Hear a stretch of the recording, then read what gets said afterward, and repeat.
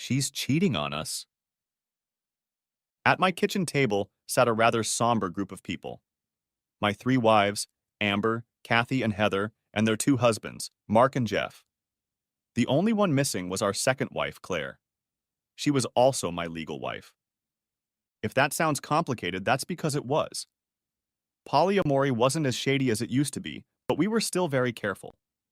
Careers could be ruined, family relationships strained or broken because they couldn't or wouldn't understand. That's why we were so careful. And if one of us got involved with someone outside the group, it could damage the infrastructure to the point of total breakdown. We had rules. One of the main ones was that if you wanted to bring someone else into the group, they had to be thoroughly vetted, and the rest of us had to make sure they were a good fit. And you absolutely, under no circumstances, did not, under any circumstances, do anything with anyone outside the group. All sorts of considerations had to be taken into account, one of the main ones being the health of the group. Since we all slept with each other in one combination or another, if one got infected with something, sooner or later everyone got infected. Our marriage didn't start out that way. Claire and I were married for about a year before she started talking about the polyamorous lifestyle. She would leave articles at her place, and one day I came home and saw a copy of The Ethical Whore on the coffee table. I read it. The woman spoke intelligently and lucidly about the merits of this lifestyle. Then Mark, Heather, Jeff, and Katie started to come around. Not that Claire insisted on it, but she hinted rather insistently. Still, it took almost 2 years before they wore me down. I went into it with a promise to Claire that any time I said stop, it would be over and we would return to monogamy. Jeff and Mark were bi, as were Katie and Claire. Amber and Heather were straight, as was I, although I think Heather was considering it. Amber lived with us, Kathy lived with Jeff, and Mark lived with Heather. It was all mostly for appearances. Bed partners changed weekly. Sometimes it was Amber in my bed, sometimes Heather, occasionally Kathy, and of course my wife Claire.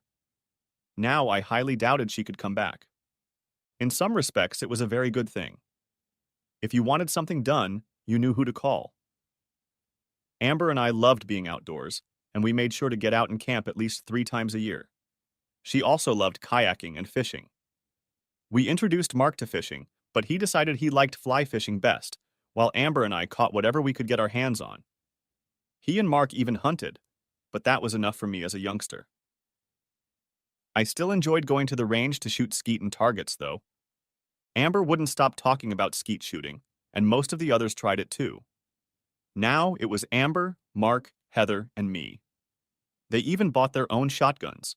2 28-gauge over-ander for the ladies, my 1100 pump action, and Mark bought a very ornate double-barreled 20-gauge with rabbit ear hammers. Rabbit ear hammers. The guns were kept at my house. Heather was the most urbane. She knew where the trendy restaurants were, where the latest gallery opened, and whatever was trendy at that second. If you wanted a black tie night out, Heather was your girl. Jeff loved woodworking and exhibitions. I think his lose card was adorned with a gold ribbon. I had the largest house and lot, thanks to my late grandmother, and I gave him the use of one shed for his hobby and storage of his tools. This man had a lot of tools. I helped him from time to time if a heavy load needed to be lifted. He built my dining room set, a bedroom set for the guest room in my house, and a huge closet for Amber. I tried several times to talk him into the business, but he wasn't sure he could make a living and wouldn't do it.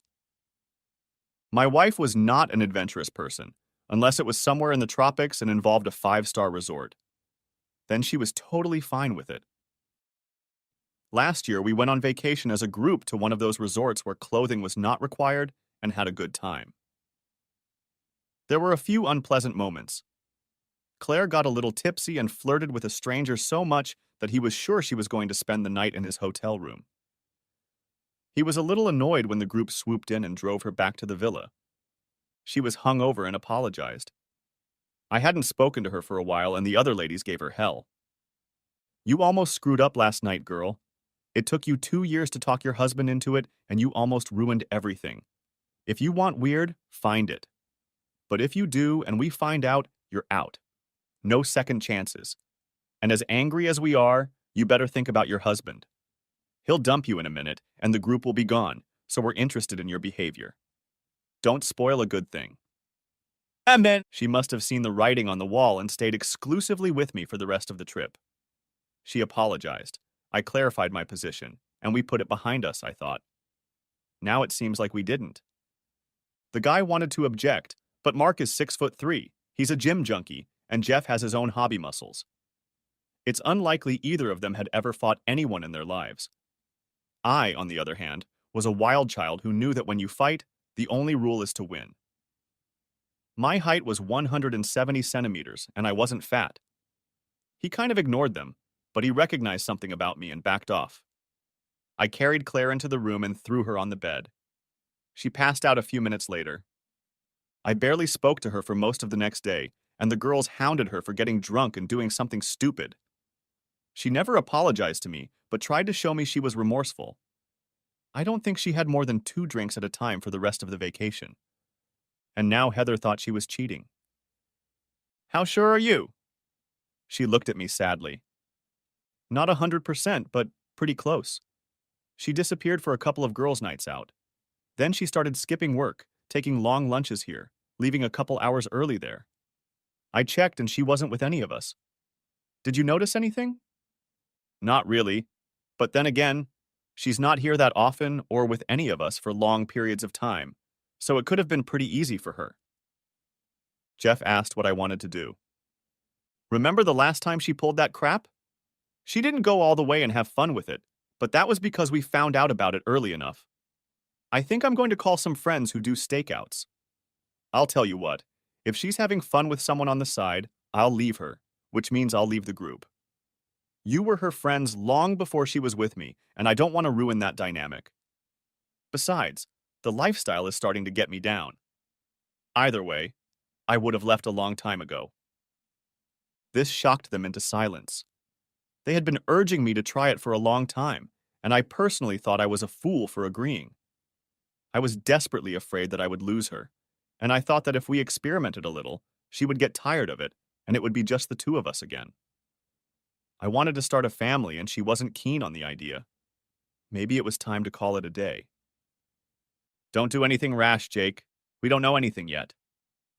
Her physical infidelity doesn't really matter much. Why haven't either of you had children yet? There was an awkward silence before Heather spoke. We made a pact. Neither of us were going to have children until we were 30. That made it easy. Today, I want each of you to look me in the eye and tell me why this didn't come up in conversation when you were trying to talk me into it. Did any of you ask me what I thought about waiting at least 4 more years before starting a family? The silence dragged on before Jeff began. We were afraid it would prevent you from accepting our lifestyle. Besides, Claire told us she finally told you and you were fine with it. Once again, Claire lied to the group. A strange thought crossed my mind and I decided to ask. Tell me something. When you girls decided it was time to have kids, were you going to have them with your spouse, or did you just get lucky? There was a very long, very awkward silence that did me no good at all. Finally, Heather spoke up. We girls discussed it and decided that the first one would be with our husbands. Then we thought we could share to bring us closer together. They all sort of froze in anticipation of the explosion, and I didn't disappoint them. Screw you, damn it! Get out! Right now! Heather and Katie were already halfway to the door. Mark pretended like he wanted to say something, but hesitated. I always liked Jeff better, and he thought I'd be nicer to him. Jake, calm down. I didn't realize you weren't on board with the plan. I don't think Mark was, and I know I wasn't, but from the looks on their faces, the girls knew. We'll leave now and come back when you've calmed down. Yeah, I don't think so. Don't come over. Don't call me. If I want to, I'll call you. I'll be staying at my house this weekend alone. Tell Claire to go ahead. I know she's supposed to be with Mark this week. When she hauls her ass in, let her know the situation has changed. If she comes back to me, she comes back to me. No one else. Make sure she understands. And make sure she understands that it's not written in stone. A few sighs sounded. I guess it hadn't gone at all the way they'd planned. I was ready to give up that lifestyle as it was. Everyone has to live according to their moral compass, and mine was pointing less and less toward the life I was living. Amber didn't leave, but made sure to stay out of sight. I grabbed a couple ciders, walked back to the bench under the pecan tree, and sat down. I was still there when it got dark, and Amber opened the kitchen door, spilling light into the backyard. Jake? Are you still in there? I made dinner, honey. Please come in and eat. Amber was the youngest. She was 22, while most were 28 or 29. She was just as cute as everyone else, but she didn't graduate high school the best. In fact, she didn't graduate from high school at all. When I found this out, I gave her no choice and put her in an adult school. I didn't want her to have a high school diploma. I felt it was important for her to get a real education. I coached and mentored her, and the rest of the group helped her. She became valedictorian of her class and thanked me by name in her speech. Her diploma hung in a frame that Jeff had made for her out of cherry wood. I decided I was hungry, so we ate in silence. When I finished, I thanked her for the food and asked her one question. You're the only one who isn't married in our group. Where did you enter the paternity lottery? She lowered her eyes for a second and then gave me the look of innocence I loved so much about her. I was only going to have one child. Yours. I knew that no matter what happened, whether the group stayed together or not, whether you and Claire stayed together, you would never abandon your child. Or her mother. Why me? Because you're the best of us, Jake. You're the one who takes care of everyone. All the other girls told me when we had our bachelorette party that after the first child with their husbands, you'd be the next. You know that if I sleep with any of them again, it's only under protection, right? A tear trickled down her cheek. That's what I thought. Let me tell you this. If you and I end up in the same bed again, you don't have to worry. I will never try to lure you into a trap like that. Never. Do you understand? Well, while we're on the subject of truthful confessions, I think you're the best of us. You never say a bad word about anyone, and even though you're the youngest, you're the mother of the group. That tells me that when you have a child, he or she will never have to worry about being taken care of by a mother. You'll be a saber-tooth among kittens when it comes to your kids. She smiled the first time, but then grew serious. If you're the father figure and I'm the mother figure, we have to decide what to do with these unruly children. I smiled back. Personally, I'm in favor of kicking them out of the nest and seeing if they can fly on their own. I'm serious about doing away with the group. I'm tired of having everything I need and nothing. I don't think that's a lifestyle I'd like anymore. Good night, Amber. I left her at the table as a tear rolled down her cheek. Around midnight, I felt her slide into my bed. This may be the last time I share this bed with you, darling. Why don't you just hold me for a while? She fell asleep snuggled against me, and I lay there wishing I had met her first. Then I smiled. When Claire and I got married, she was 16 years old. I woke up to someone rattling around in the kitchen. Amber was still in my arms, so it could only be one person. It was her week with Mark. Why would she be here? I knew the answer as soon as I asked myself that question. She was here for damage control. I wondered what she would think when she discovered I was gone. I got dressed and walked down the back stairs of the old farmhouse as quietly as possible, opened the door, and quietly stepped out. Old houses required a lot of maintenance, and I never could stand creaky doors, so I kept them greased and in good working order. I took my motorcycle, an old Triumph that Mark had helped me restore, and drove it down the long driveway, starting it up as I pulled onto the highway. After driving farther out, I decided to go for a boat ride and maybe do a little fishing. We all bought a big pontoon boat together. Lugging it back and forth wasn't very practical, so we rented a spot at a local marina. I filled the tanks, checked the fishing gear to make sure nothing was needed, bought fresh bait, restocked the fridge, and set sail. I was going to head to the headwaters of the lake. There were never many people there, which surprised me because the fishing was very good there. We usually kept the fish until we had enough to fry, but even though they were biting, this day I decided to catch and release. I stayed on the water until noon, then headed back out, and the first person I saw when I got back to the dock was Claire. She was smiling but looked scared as she tried to hug me. Don't. What? Don't touch me right now. But you're my husband. I'm supposed to touch you. The laugh was short and bitter. Aya?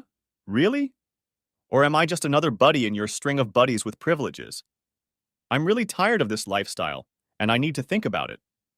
In the meantime, the best thing you can do is give me enough space to make a decision. Please. Yes, it worked. Instead of giving me space, she piled her whole body on top of me. Crying and pleading didn't seem to help, and I just stood there with my arms at my sides until she finally stopped. When she finally backed off, she uttered the classic phrase. We need to talk. About what? How much entertainment do you need to feel fulfilled? Obviously, you don't get enough at home, or with Jeff, or with Mark. Wait, maybe it's the girl you slept with.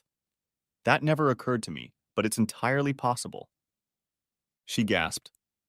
I'd never talked to her so bluntly and cared so little about her feelings. Plus, she was starting to get nervous. There were people around. Please, Jake, let's go home and talk. I'll explain everything when we get there.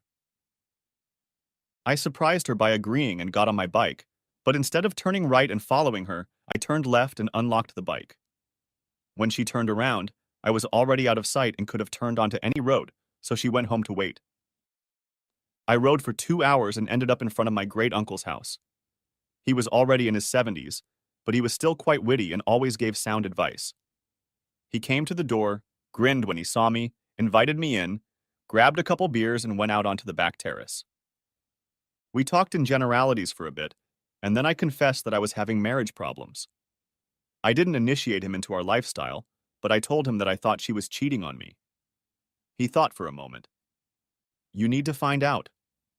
If it is, try to find out if it was a random act or a planned action. That will help sort things out. Sometimes people make bad decisions in a fit of emotion and regret what they did. And sometimes people make deliberate decisions and take risks. You need to find out if there was an affair, if it is still going on, and if the cheater feels remorse when you confront them. The trick is to find out if he regrets having the affair, or if he's just sorry he got caught. When did you get to be so smart? He grinned. With age comes wisdom.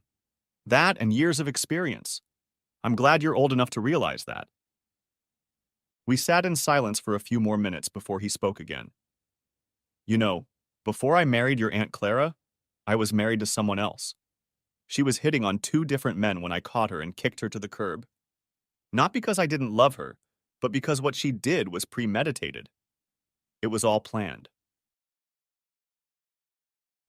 I was single for 4 years before I met Clara. I thought the sun and moon rose and set because of her. And then she cheated. That shook me. Clara was the most loving and honest woman I'd ever met. He continued. I suppose, given my history, you're wondering why we stayed together. It was a drunken one-time mistake. One day when I wasn't home, she went to a bar with her sister for a drink. Her sister stayed. They continued drinking, and she ended up in the backseat of some jerk's car. I can't imagine the pain she had to go through to tell me about it, but she did. She left and went back to her mother's house. We were separated for 5 months before we got back together. Like I said, it was one time, she was drunk and told me as soon as I got home. It was hard for a while, but she never drank another drop of alcohol. She never spoke to her sister again. I guess it was her hobby to take her friends out on dates and get them to the point where they ended up in the backseat of someone's car. About a month after this incident, 3 women jumped on her and beat the crap out of her. When she healed, she wasn't as beautiful as she used to be. After she healed, she left, and no one knows where she ended up. I thanked him for the beer and conversation and headed home. Next chapter. I wasn't too surprised to see all the cars in the driveway. She must have put out an all-hands-on-deck alert. I wasn't in the mood, and then I realized I never would be, so I decided now was as good a time as any. The only one who made eye contact with me was Amber. She smiled sadly at me and made coffee. Heather decided to start. Jake, we can stop there. The fact that you're here emphasizes the root of my problem. This was supposed to be a serious conversation between me and my wife, not me, her, and all her cronies. There was a collective sigh. Kathy looked indignant. You don't have to be so rude, you know. We're not just buddies. We're much more than that. We're companions, lovers. We help each other. That's the whole point. You're there for each other. No one exists just for their mate. Face it, you're all doing this because you're afraid of being alone. You have no solid footing. It's just shifting sand as you jump from one thing to another. I sighed. I know I have no right to judge you. After all, I was one of you. But I made a decision on the way here, and I realized it's something I've been coming to for a long time. I'm not happy, and I won't be happy until it's just me and one other person. Someone who can't run off to someone else if I get on her nerves. I think that's the part of a relationship, getting on each other's nerves, but you know you have to stay and deal with it. You can't say that. I looked at Claire. Claire, how many nights have you spent in our bed this month? Enough. Enough for who? Not to me. You've been home or in what should be your home 8 days this month, and today is the 27th. Even if you spent the rest of the month with me, that would only be 11. 11 out of 30. That's not marriage. Not for me, anyway. But we had a commitment. First of all, we had commitments to each other. Do you remember them? Maybe you standing in front of your friends and family with me and the preacher will serve as a wake-up call. We've had this discussion before. This type of marriage is outdated. It won't be years before marriages like ours become mainstream, and no one will judge them. Perhaps it will be. But even if it does become mainstream, it still comes down to choice. What happens if couples refuse this lifestyle? Will you force them to? You all know that will never happen. Maybe sometime in the future when dinosaurs like me become extinct. I suspect that will happen very, very soon. Heather voiced her opinion. We all love each other, Jake. I love you just as I love Mark and Jeff. It makes us stronger. Ever heard the expression divide and conquer? That's exactly what we do, sharing time with other people and overcoming none of the obstacles couples face. Have you ever thought, how I wish I was in my bed with my spouse tonight, as you lay with your lovers? And despite all the fanciful descriptions, that's exactly what we are. We are lovers. Deep down, we don't love each other, at least not in my understanding of love. Protests followed immediately. I just let them babble on until they ran out of steam. When they fell silent, I changed direction. Mark, Jeff, this is for you. If your wives came to you right now today and said they were tired and wanted to be exclusive again, would you be able to? I ask because you're a little different from me. Kathy, how about you? Would you be able to sleep exclusively with your husband and not dream of a woman's touch, knowing they would be rejected by you for the rest of your life? The silence dragged on until Mark finally spoke. But we don't need that. I'm happy with the way things are. Everyone gets what they want and everyone is happy. Heather looked like she was deep in thought. I seemed to be pulling things that she hadn't thought about before. I turned to Amber.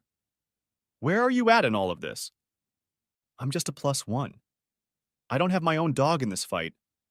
I got here because I was lonely and confused and you guys befriended me. I've been thinking about leaving for months now. I'd like to find a man who only wants me, maybe have kids. My clock isn't ticking, but I think motherhood would do me good. I think I was the only one who wasn't surprised. Amber was young, but she wasn't an idiot. None of this would have happened if your wife could keep her legs closed. Heather was right.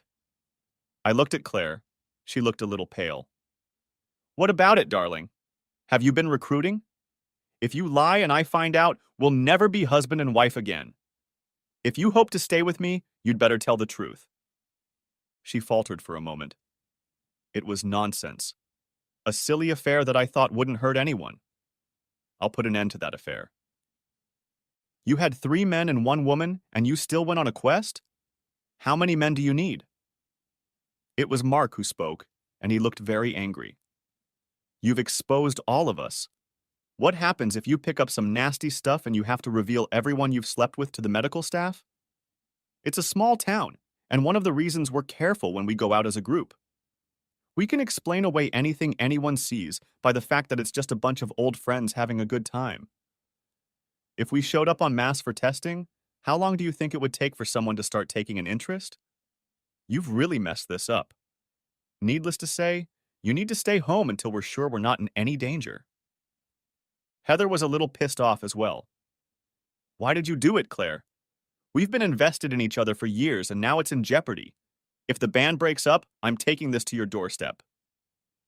Everyone fell silent, and I gave them a few minutes to gather their thoughts.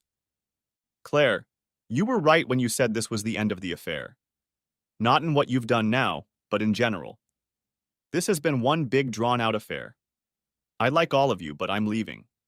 From now on, I will only sleep with my wife, and if she can't do the same, we'll break up.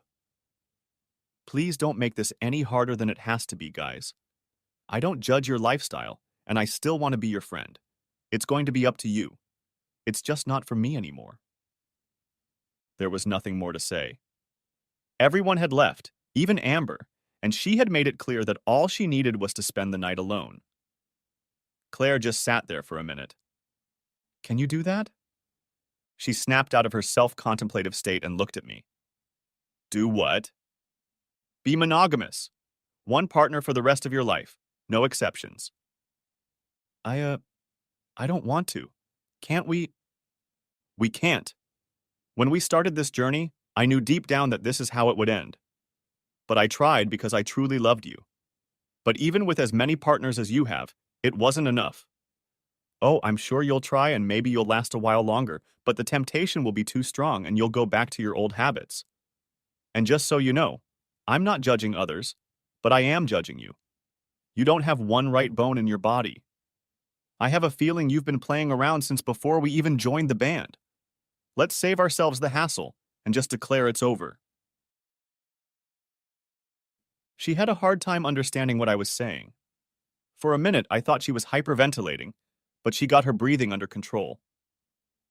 Claire spent the rest of the evening trying to talk me down, but by bedtime she realized I'd had enough.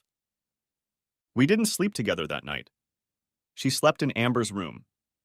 I lay there trying to figure out how my life had gotten to this point until exhaustion made me fall asleep. The next morning, she was already up and making breakfast, and I started to help.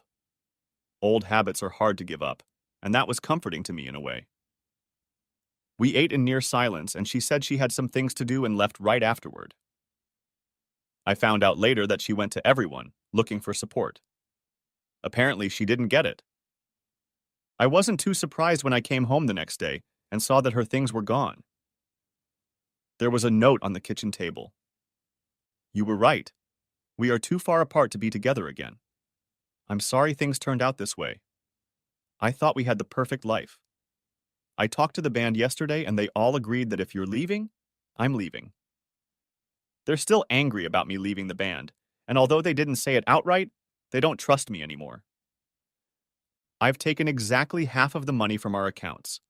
I have no desire to cheat you out of anything, except our marriage, I thought. And I know the house belonged to you before we were married, so it's yours. I'd ask you to let me take some of the furniture when I rent, as well as some memorabilia I didn't have room for today. I'll always love you. Who knows? Maybe someday, eh? I won't count on it, but it's a nice fantasy. Claire. The group arrived on Wednesday. They had called ahead to make arrangements. They were still my friends, and none of this trouble was their doing, except for the obvious ones, so I accepted them. We talked for a while and each expressed their regrets. Jeff said he'd bring the tools back by the weekend. Why? You're still welcome anytime, all of you, just as friends without benefits. I think that put them all at ease. We ended up cooking a meal together, and Amber sat down at the table with me. Can I go home now? Yes, you can. But we won't sleep together. I'm still in the process. I thought so, but I want to be in my own bed. If you need me, call me, even if it's just a snuggle. She stayed another 4 months and we had nothing. Oddly enough, I felt like I'd be cheating if I slept with someone before I was completely divorced. Amber found a nice apartment and decided she would be happy there. Jeff and Mark came over to help her move her bedroom. Her only regret was having to part with the dresser that Jeff had made for her. It was too big to fit in the apartment. I made her promise that as soon as she found a bigger apartment, or got married, or even lived with someone, we would make sure she got it. I got my divorce certificate 5 months later. It was very civilized. No yelling, no drama, no fights over property. Just sign here, sign here, sign here, sign here, sign here. Congratulations, you are divorced. The group, of course, sent her out, and I wondered what she was doing. But then I remembered how beautiful she was and how she was goofing around even before the divorce, so I doubt she lacked male companionship. Or female companionship, for that matter. Mark and Kathy divorced a year later for reasons unknown, at least to me. One day I asked Jeff if he'd found anyone else to connect with, or if they were now alone in forced monogamy. He grinned. It's not as small a town as you think. Heather and I are with 2 couples right now, and another has shown interest in our lifestyle. We're proceeding very slowly and cautiously, but things are looking promising. Well, good for them. Everyone deserves happiness and fulfillment, no matter what path they choose. When Mark left, Jeff and I bought out his share of the boat. He and I had a fishing trip planned one morning, and he called to see if he could take a couple friends with him. I knew they were part of his new group and didn't mind. Bill and Fred were good guys, but couldn't fish worth a damn.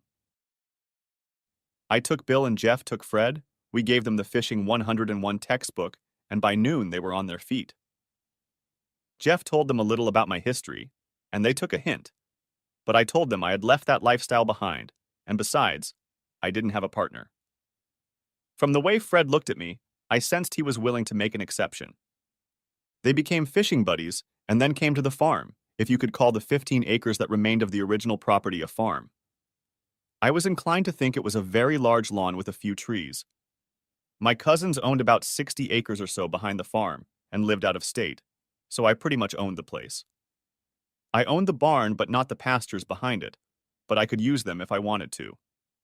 I never wanted to until Fred begged me to let him put his horses there, agreeing to pay the rent. He had 4 of them, and I thought it would be a good idea to keep the pastures under grazing so they wouldn't turn into brush. I told him he could do it, and I wouldn't charge him any money, but I wouldn't take care of them. Fred arrived with 2 horse trailers and a flatbed full of hay. He brought his family with him, and they all took on the job of storing feed and setting up the horses together. The rest of their group came too, and I got to know everyone. Besides Jeff and Kathy, Fred and Bill's wives were there, as well as another couple who had joined them about 4 months ago. They turned out to be nice people, and we got along quite well. The ladies went to the local supermarket, and I fired up the brick barbecue that my grandfather had built 60 years ago just for such occasions. There was alcohol, but they didn't drink much, and as the day drew to a close, we all loitered around. Fred's wife Sarah happened to be next to me, and after some small talk asked if I knew Claire Wilson.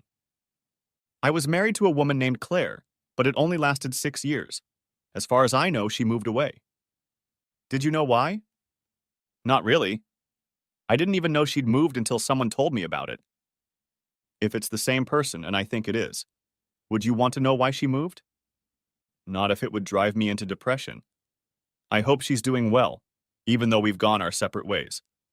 After all, there was no hate there. At least on my end, we just reached a fork in the road and she went left, and I went right. After you, she remarried, and she and her new husband were part of the group I was in. They didn't last a year before they disappeared. They weren't like us. Things got out of hand when they gave us a little gift, if you know what I mean. It wasn't particularly nasty and was easily cured with a couple drinks, but because of what we had to go through, we voted them out. They didn't take it very well. After that, the band broke up. A few months later, we met Jeff and Kathy, and they brought Bill and Martha. We've been together now for 18 months. Stan and Chloe are our newbies. Tell me, do you ever get bored? Believe it or not, I miss it sometimes. Although it's been great for the most part, the feeling of being part of a close-knit group of people who you know have your back. You guys seem to have that, and I'm happy for you. It's just not for me anymore. She grinned. Well, if you ever change your mind, I have a sister. You'll be the first person I call. As they left that night, She gave me some more information. I have to tell you something else about Claire. I wasn't sure until I found out what kind of guy you seem to be. Claire and her husband joined a group. A big group. Things got out of hand when a new woman showed up, without her husband. He wasn't happy when he caught her and burned the group to the ground.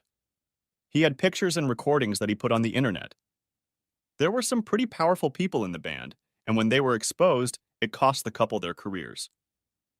Claire's new husband was the one who brought her into the band, and they became very uncomfortable. The pressure became so intense that they divorced. You should know that Claire came home. I have spoken to her, and she is in intensive therapy, private sessions, and group sessions. Her condition seems to be improving. Just thought you should know in case you see her. I thought about it as they left. Claire was obsessed with having fun. I checked her out and the profile matched. I don't know if it can be cured, but I wished her the best. Next chapter. Amber came to me with the same news. We kept in touch, and one day she called me wanting to ask me an important question. Would I walk her down the aisle? She looked amazing in her dress. Her husband seemed like a nice guy and was totally devoted to her. They had a baby girl shortly after their wedding, and she was a sweet, well-behaved child. One day they came over so she could show him her closet and see if it would fit in her house.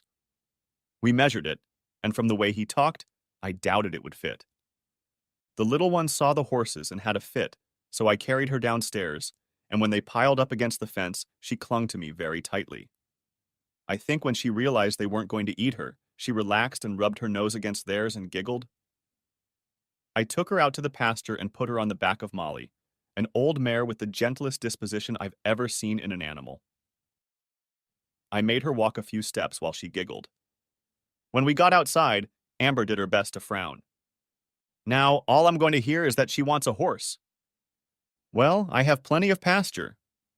Her husband Bob laughed and said, They'll be back to me in 8 or 10 years. When little Belle went to bed, she told me about meeting Claire. I almost didn't recognize her, Jake. She must have gained 30 pounds, and it didn't look good on her. I invited her into the house and we had coffee while she played with Belle. You know, if we'd stuck to the plan, I'd be almost as old now, she said. She asked if I kept in touch with everyone, and I said I saw Jeff and Kathy from time to time. I had no idea where Mark and Heather were. She asked if I see you, and I said we are still close, that you walked me down the aisle and were the godfather of my child. Tears came to her eyes when I told her that you were doing well and that she should come and visit you. She wasn't sure if she would be accepted. I don't know if she was fishing or not, but I told her she should call you and gave her your new number. Have you heard from her? No, but she has no reason to be afraid. I don't hate her, though I hate what she's become. But that's water under the bridge now. I have no intention of having relations with her again, but I can tolerate her in society. If you see her again, tell her to stop by. Be sure to give her my words. I don't want her to come with expectations. 3 weeks later, they returned and Claire was with them. Amber was right, although before they arrived, she told me she had lost a little weight and smiled more. But there were still a lot of wrinkles around her eyes. I carried Belle into the barn, and she ached when she saw the little pony. Amber didn't know whether to smirk or complain. I wasn't looking for a pony, if that's what you're thinking. Jeff had a friend who was moving out of state and had to get rid of his horses. He called me to see if he could bring them here and give him a chance to find a place to put them. He had moved to New York City, and after learning that it cost almost as much to keep a horse as it did to rent an apartment, he asked Fred to find them a good home. A white mare and a gray gelding are a new addition. Do you want a horse? Claire stroked the white mare, and I saw her first smile since she'd gotten here. Amber and Bob carried Belle into the house and left us alone. Why haven't you gotten married yet? Haven't found anyone I want to marry yet. How about you? I heard you and your new husband split up. I'm sorry to hear that. Have you dated anyone since the move? No. I think I'm going to stay away from relationships for a while until I come to my senses. I know Amber told you I'm seeing a counselor and that I'm getting help. It's weird that a woman who wanted to have fun with almost everyone is now celibate. I stay away from bars and compromising situations because I know how easy it would be to snap back. The excitement of meeting someone new is as strong as an alcoholic craving a drink. She was silent for a second, and when we came to our senses, she asked me the question I knew I had to ask. Jake, do you think we could spend time together again? Just so you know, if we do, you won't get any, at least not for a while. I waited a minute. That's not a good idea, Claire. There's too much baggage. I don't think we can overcome the ghosts of the past, and I don't see a good ending. A small tear rolled down her cheek, but she smiled. I thought so too, but I had to ask. One more thing. Since you seem to have extra horses, can I come and ride sometimes? I rode the trails when we moved, and I really liked it. Take the white mare. She's well trained and has a good temperament. I lay in my empty bed that night and thought about it, remembering the times we had spent together. Next chapter. She surprised me by coming out the next week. I didn't even know she was there until I saw her car outside the barn. She drove around for about an hour and then drove off. A couple weeks later, if I wasn't busy, I would saddle up Gray and ride with her. The Gray was skittish when he first arrived. Jeff said his friend had him for a short time, and he was very poorly trained. I read books, watched training videos on YouTube, and made it my project. I made mistakes but learned from them, and pretty soon we became buddies. He still had a hard time letting anyone ride him, so most people left him alone. We talked more during those rides than we had during our entire marriage. We would never become lovers again, but we became very good friends. One day, she went out with another woman. She was a little older and kept a stiff attitude with me, but after watching us chat, she relaxed. Her name was Polly, and a month after we met, she came to me alone. I want to talk to you about something. Claire and I have started to have feelings for each other. Do you think it could go anywhere? I think you're asking her, not me. I know she likes you a lot. Do you know her history? Most of it. She says she's changed. The question is, do you think she's changed, and are you willing to take a chance and find out? I think so, and I'm willing to put enough into myself to find out. Believe it or not, that's not why I came out here. How many booths do you have available? Can I rent one? I know we can ride yours, and you gave Claire's mare away, but I need my own. If you agree, will you help me find one? I thought for a moment. My house and lot 75 years ago were part of a huge dairy farm, and my barn was just huge. A local historian came to see me once and said it was the largest in the county. An empty stall shouldn't have been a problem. No, but only because I'm not the expert you need. Let me introduce you to my buddy, Jeff. I called Jeff and explained the situation. He didn't know whether to laugh or lose his temper. Let me get this straight. You want me to find your ex-wife's lover a horse that she can keep in your barn so they can come over and ride? You're a tough dude, bro. Count me in. Jeff and Kathy met Polly and found common ground. Pretty soon they became part of our group, but only socially. Everyone would almost always gather at my house on Saturday mornings to clean the stalls and ride a bit, then disperse to their respective homes. Amber and Bob would come over every now and then, and the ladies would drool over Bella. I guess it triggered their nesting instinct because 6 months later, Katie and Holly got pregnant. I was dating a woman I really liked, and she would sometimes come over when they were there. We didn't say anything to her about the dynamics of the group, but she didn't seem to like anyone, especially Claire and Amber. What bothered me was that the horses didn't like her, including Molly, and everyone liked this old lady. We lasted about 4 months, after which we decided our life goals didn't align and went our separate ways. By then, Bella was 4 years old and had her own saddle. I absolutely refused to let her get on the saddle unless she wore the helmet I had given her, along with a neck protector. Bob had his eye on one of those equestrian airbags, but couldn't find one small enough. We let her ride with us if we were going slow. One of us always had a rope for emergencies. She almost always fell asleep in front of someone halfway through the ride, usually me. If it wasn't me, it was Polly, which surprised her unspeakably. Now, on the nightstand next to their bed is a picture of Belle, Claire, and Polly cuddled up in a hammock. The kid has enough aunts and uncles to put together a team for almost any sport. Fast forward 12 years. I was sitting in the grandstand with my wife watching our child compete in her equestrian events. In fact, they were all her favorites. The only thing I didn't like was the jumping, especially in the steeplechase. She might have been 17, but she had inherited her mother's slight stature, and the thought of tons of horseflesh rumbling around her while she jumped scared the hell out of me. When she finished the competition, she came out to the bleachers to cheer on her 11-year-old sister. She hugged Amber and then jumped into my lap and gave me a big kiss. I think I performed pretty well, Daddy. I think so too, Belle. Let's hope the judges think so too. So how did it happen? About a year after everyone started riding, Amber came to me and said she thought Bob was acting a little strange.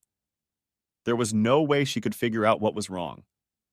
I tried to assure her that it was nothing, but I promised I would talk to him. She left, and I went down to the barn. I had gotten into the habit of checking on them at night after a stray dog had followed them. He died prematurely at 12-gauge muzzle, but I still kept my guard up. Do you ever feel like you're being followed? The hair on the back of my neck stood up, and my own dog, a Pyrenean that I got to watch the horses, seemed tense. I went back into the house, grabbed my shotgun, went out the front door, and slipped away from the barn. Halfway down the driveway, I came across two cars and recognized them immediately. My blood pressure rose, and I decided to just wait by their cars. 30 minutes later, they came down the driveway giggling and holding hands. They kissed hard by their cars and were about to go in different directions when I spoke up from the darkness. "Bob, Haley, nice night, huh?" Haley shouted. She was Lester's wife, the latest addition to their group. I thought they were getting too bulky, but it was none of my business. Each new addition increased the chances of them being cracked. Jeff's wife was a school teacher, and Bill's wife was a nurse, and they really couldn't let their private affairs become public. Lester was a police officer, a shift sergeant in the state police. He was on an upward trajectory, and something like this could ruin his career. Haley started babbling something, and Bob kept quiet. I let her babble for a bit before I stopped her. You know you guys are on the verge of ruining a lot of lives, right? If this gets out, the whole group is in danger. Bob, you're an asshole. Amber doesn't deserve this. How could you do this to her? It's her own fault. I tried for almost a year to get her to join the group. She said she's already been there and done that and doesn't want to do it again. Even if she doesn't need the experience, I do. She's just being selfish. You're full of shit, no doubt about it. Are you willing to risk your family for this? Trust me, when Amber finds out, she'll dump your ass in a second. Is that really what you want? Maybe we should break up. I'm ready to expand my horizons, and if she's not with us, I'll find someone else. I hit him. He didn't notice in the dark, so I punched him right in the jaw. He dropped like a stone. Haley screamed again. Maybe we shouldn't make so much noise. Someone might come over and see what's going on. There wouldn't be anyone. I was at the end of a long driveway, and I had no neighbors, but she didn't know that. That silenced her immediately. Go home, Haley. Go home and think about what you've done. It's bad enough in a normal marriage, but in your case it's much worse. You didn't just betray your husband today. You betrayed 4 people. What do you think Lester will do if he finds out? If I even suspect you're doing it again, I'll destroy your world. Do you understand? That's it. Nothing more. Say it. Not anymore, Jake. I promise. Your promises don't carry much weight right now. One more thing. Was it the first time? Don't lie. She admitted it was the 5th time, 3 of them in the barn. Then, as she left, she sprinkled gravel on Bob. As for Bob, I left him to lie. Let him tell Amber some story about how he'd been wronged. Maybe she'll see right through him. I meant what I told her all those years ago. She was the best of us. I was glad at least one of us had found our happiness, and now it was a lie. Amber called me the next day with bad news. Bob had been mugged outside the sports bar where he was watching the game. He'd been doing that a lot lately, saying he knew how much she hated baseball and didn't want to hurt her. He had a big screen TV in his man cave, but Amber let him go, figuring it was good for him to go out with his friends once in a while. How badly is he hurt? Do the police have any suspects? He didn't call the police. When he came to, they were gone, and he had no idea what they looked like. Something must have spooked them because they didn't even take his wallet. He got a bunch of scratches and a swollen jaw. I told him he has to watch the next game at home. Sounds like a good plan. Keep an eye on him just in case. He could have a concussion or something. I tried to talk him into going to the hospital, but you know how stubborn he is. I know. Maybe this will be a wake-up call for him. What does that mean? It means he needs to prioritize. What would happen to you and Belle if he was killed? He wouldn't be killed. Besides, we have you. You'll take care of us. I will take care, and you know it. Let's not let that happen. Tell him what I said. He has something to live for. Thanks, Jake. Love you. Love you too, baby. I'll see you soon. I pondered this, and everyone noticed it. The only time I truly smiled was when Belle was climbing all over me. Katie put what everyone was thinking into words. Jesus, Jake, you act like someone ran over your dog. What's the matter with you? Never mind that. You have a date on Saturday. She's my cousin, and she doesn't know about our lifestyle. She just moved here, and she's staying with us until she finds a place. Ask her out, buy her wine and dine, maybe you'll get lucky. If you ask her out, I know we will. See if you can talk her into staying. She grinned. Don't think it's a sacrifice. The girl's hot.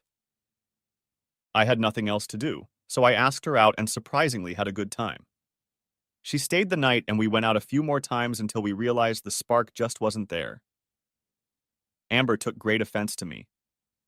Why can't you find a nice girl? I kissed her. I found one, but she's married to someone else.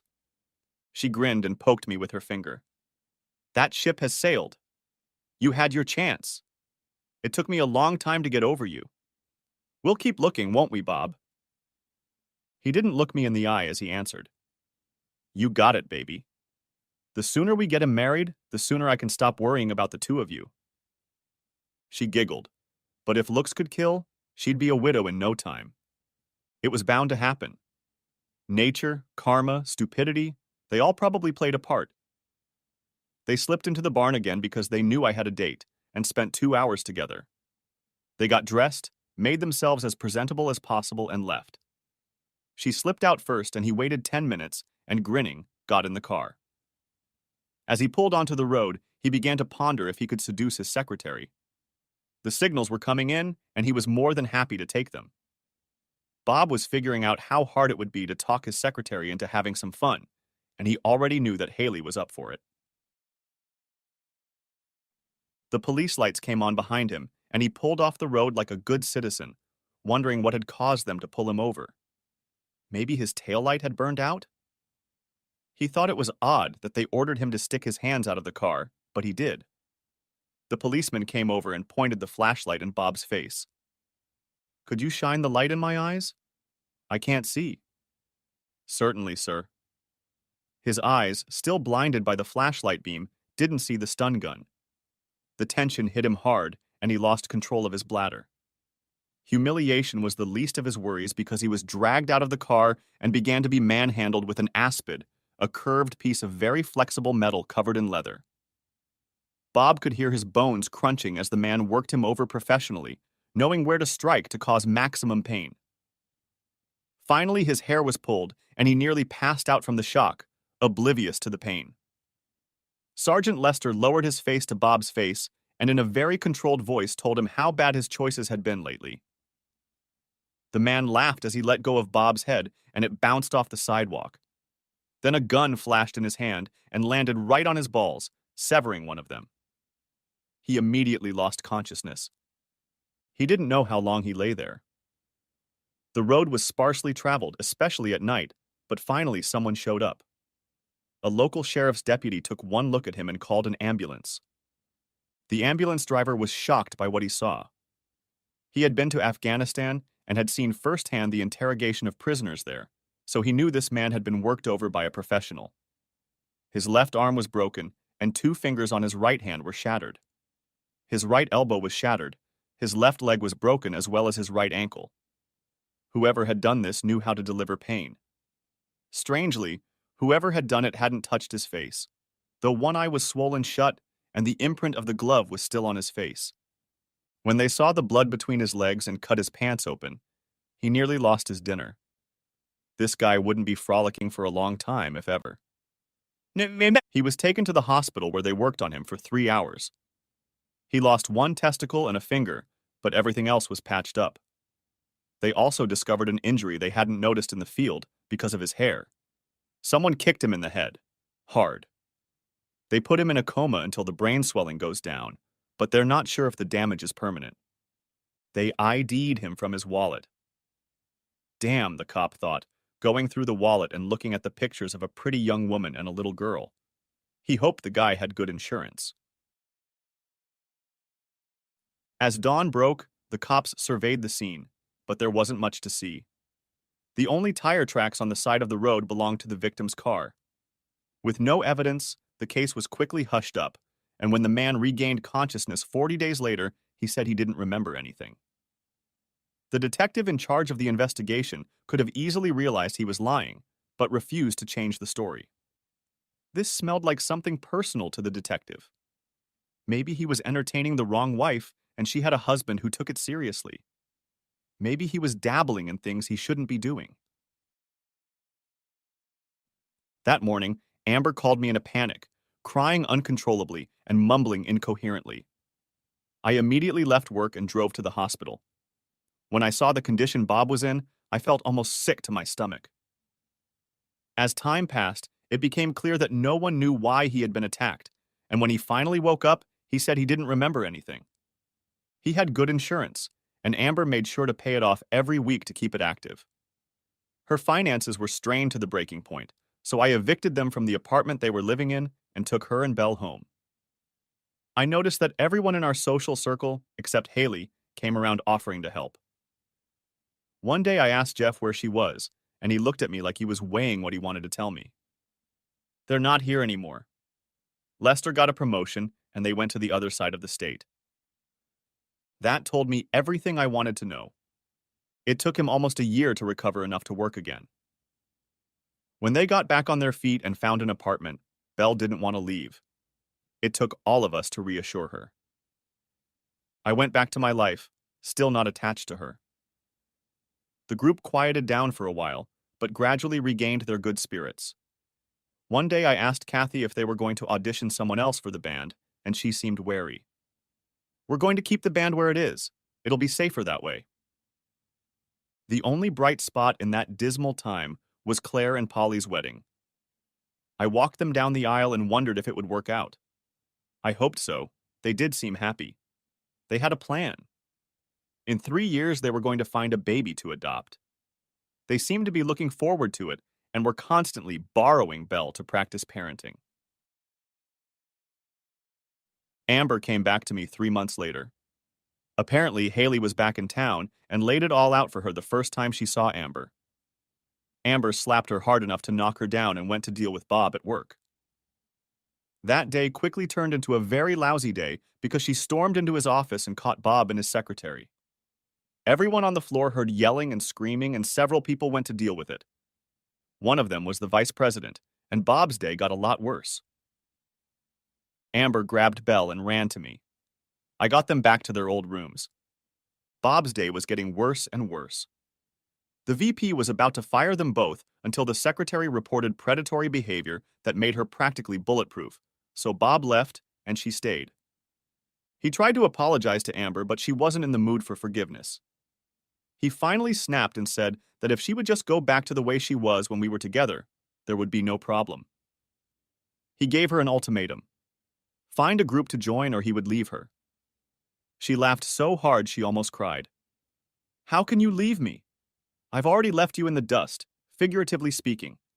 Good luck finding someone to take you on. Most groups have their own underground to report important things. By the end of the week, there won't be a group left in the state that hasn't heard of you. Besides, You usually need a partner to join a group, and you don't have one. I'm filing a statement of irreconcilable differences. Don't be a jerk. Sign the papers. He threatened to make a fuss, but Jeff's quiet words, speaking on behalf of the group, calmed him down. The divorce went through, but that didn't stop him from acting like a jerk. It got to the point where he tried to grab Belle and run away.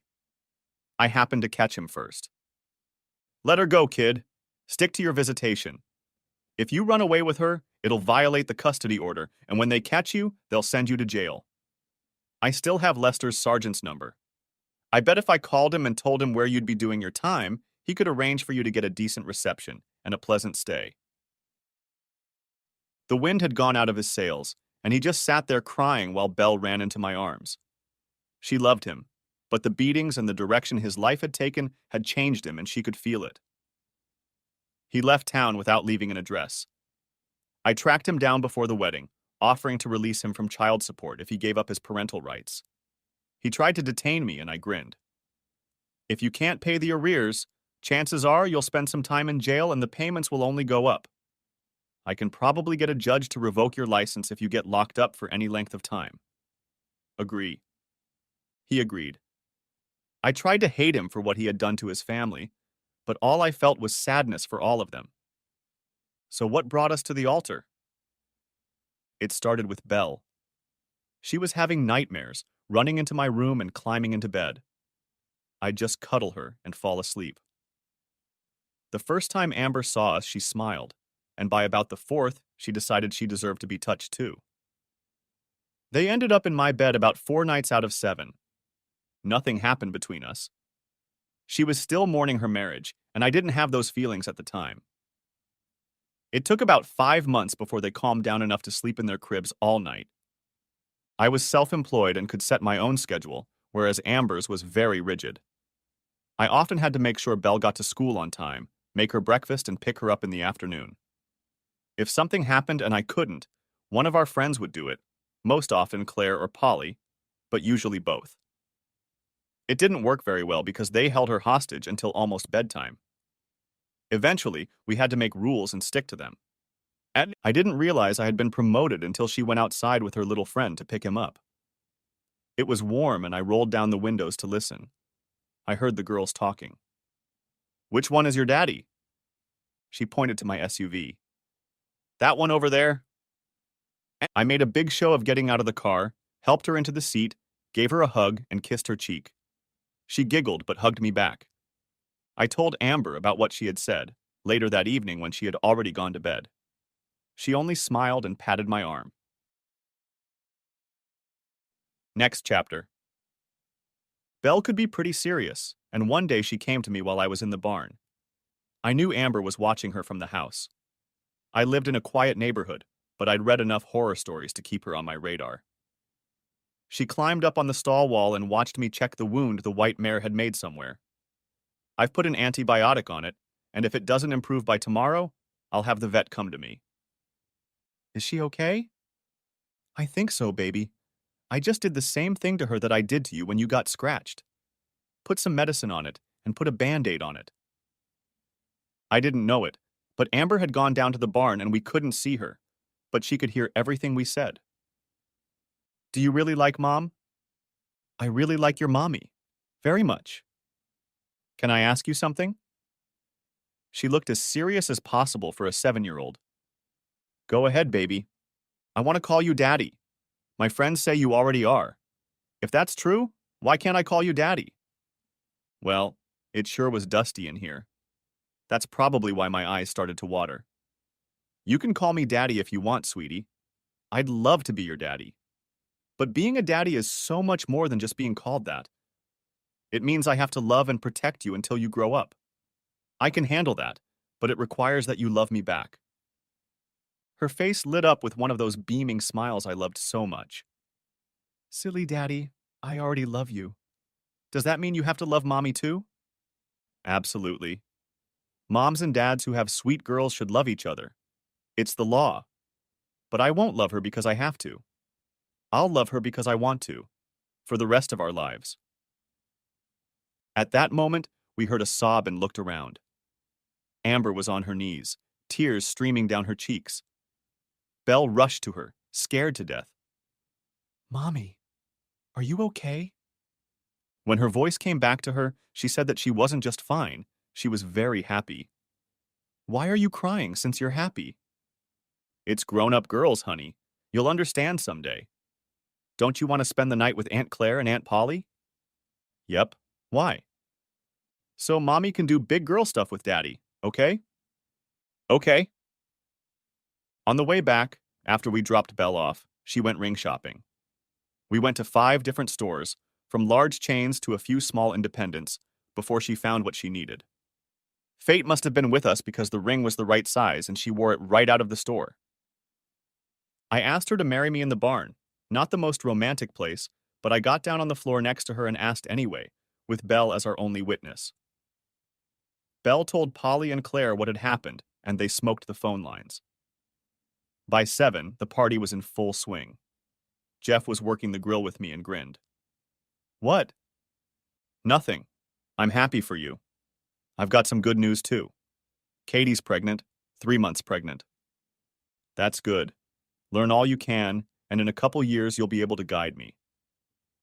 This started a trend, and over the next 4 months 2 other ladies became pregnant. They all agreed and only slept with their husbands until they were sure they were having a baby. Jeff also told me that no woman should have children that are not their husbands. They all agreed. The first child wasn't any of theirs because Claire and Polly adopted a 4-week-old boy. They were qualified within 18 months, which they said was pretty quick for the system. They told the boys that we had to teach them how to fish, ride, and everything else a little boy should be able to do. Amber decided I was getting a little old and didn't waste any time throwing out her birth control the same day I gave her the ring. She must have been physically fit because another girl, Jessica, was born, followed 2 years later by a boy, Jake Jr. Besides Claire and the band, we had many other friends, but we rarely mixed. 20 years later, we were at the barn watching my daughter Belle introduce her son to horses. He giggled and reached for them just like she did, so I think he'll be fine. We got on the horse and I ended up next to Jeff, with a small gap between us and the other riders. We shared memories and general topics, and I asked him if he thought he would have his lifestyle when he was in his 70s. "Absolutely. There hasn't been a new couple in our group in 16 years, and I think we'll be together until the day we die." Change is coming, Jake. People are already becoming more relaxed. I suspect that in another 20 years it will be quite common, and marriages with multiple partners will be legal. You really think so? Think about it.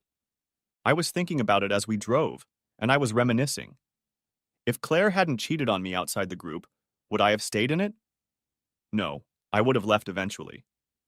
When Claire said it was the end of her affair, it sparked something in me. However you explain it, it made me feel like I was in one drawn-out affair, fooling myself more than others, and not having the life I wanted. So I ended the affair and lived my life, and I regret nothing. The end. Thanks for watching. I hope you enjoyed it, so subscribe to my channel and watch the next video.